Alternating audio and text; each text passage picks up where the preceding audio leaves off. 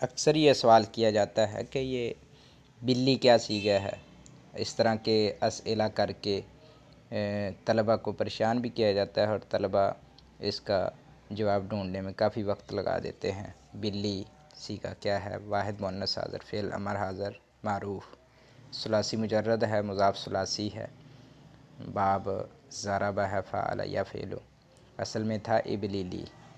تو دو حرف ایک جنس کے اکٹھے ہو گئے ہیں، تو پہلے حرف کی حرکت نقل کر کے ماقبل با کو دے کر لام کا لام میں ادغام کر دیا، تو اب ابلی ہو گیا، تو پھر حمزہ وصلی ما بعد متحرک ہونے کی وجہ سے گر گیا، تو بلی ہو گیا۔ واللہ اعلم۔